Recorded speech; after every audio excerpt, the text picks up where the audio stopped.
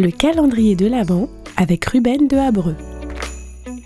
Tout s'est passé en un instant, un moment des plus remarquables. En termes d'instant, celui-ci ne semblait pas très différent des autres. C'était l'un des innombrables moments qui ont marqué le temps depuis que l'éternité est devenue mesurable. Mais en réalité, ce moment particulier n'était semblable à aucun autre. Car à travers ce segment de temps, quelque chose de spectaculaire se produit. Dieu est devenu homme. Tandis que les créatures de la terre marchaient sans le savoir, la divinité est arrivée. Le ciel s'est ouvert et placé son être le plus précieux dans le ventre d'une femme. L'omnipotent, à un instant, s'est rendu vulnérable. Celui qui était plus grand que l'univers est devenu un embryon, et celui qui soutient le monde par une parole a choisi de dépendre d'une jeune fille. Dieu en tant que fœtus, la sainteté dormant dans un ventre, le créateur de la vie en train d'être créé. Dieu a eu des sourcils, des coudes, des reins et une rate. Il est étiré contre les parois et a flotté dans les fluides amniotiques de sa mère. Dieu s'est approché.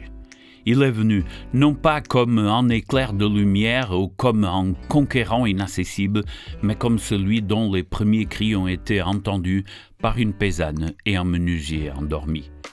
Pas de soie, pas d'ivoire, pas de tapage, pas de fête, pas de fanfare. Si ce n'était pas pour les bergers, il n'aurait pas eu une réception. Et si ce n'était pas pour un groupe d'astronomes, il n'aurait pas eu de cadeau. L'univers observait avec émerveillement tandis que le Tout-Puissant apprenait à marcher. Les enfants jouaient dans la rue avec lui. Et si le chef de la synagogue de Nazareth avait su qu'il écoutait ses sermons? Jésus avait peut-être des boutons, peut-être une fille du quartier s'intéressait à lui ou vice-versa. Il se pourrait que ses genoux soient osseux. Une chose est sûre, il était tout en étant complètement divin, complètement humain. Pendant 33 ans, il ressentirait tout ce que vous et moi avons jamais ressenti. Il se sentait faible, il devenait fatigué, il avait peur de l'échec, il était susceptible d'être séduit, il prenait froid, il avait ses odeurs corporelles. Ses sentiments étaient blessés, ses pieds étaient fatigués et sa tête faisait mal. Penser à Jésus de cette manière eh bien, cela semble presque irrévérencieux, n'est-ce pas? Ce n'est pas quelque chose que nous aimons faire, c'est inconfortable.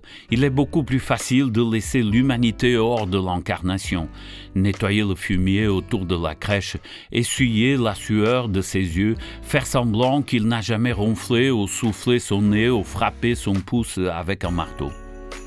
Il est plus facile de le supporter de cette façon.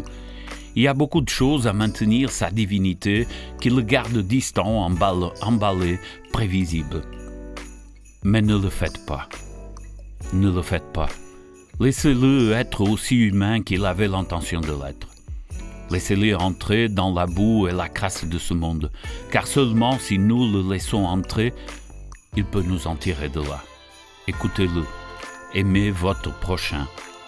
A été prononcé par un homme que ses voisins ont essayé de tuer. Priez pour ceux qui vous persécutent. Il est venu des lèvres de celui qui implorait bientôt Dieu de pardonner ses meurtriers. Je suis avec vous tous les jours. Sont les paroles d'un Dieu qui en un instant a fait l'impossible pour que tout soit possible pour vous et moi. Tout est passé en un instant, en un instant. Un moment des plus remarquables, la parole est devenue chair. Il en aura un autre.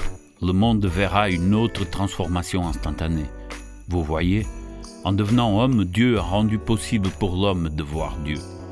Quand Jésus est rentré chez lui, il a laissé la porte ouverte. Par conséquent, nous serons tous transformés. À un instant, à un clin d'œil. La prochaine fois que vous utiliserez l'expression « juste un instant », souvenez-vous que c'est tout le temps qu'il faudra pour changer ce monde. Je m'appelle Ruben de Habreux et je suis avec vous sur cette radio pour le calendrier de l'Avent. Des réflexions courtes, où la voix est la mienne, mais la parole est à l'Évangile. Soyez bénis. C'était le calendrier de l'Avent avec Ruben de Habreux.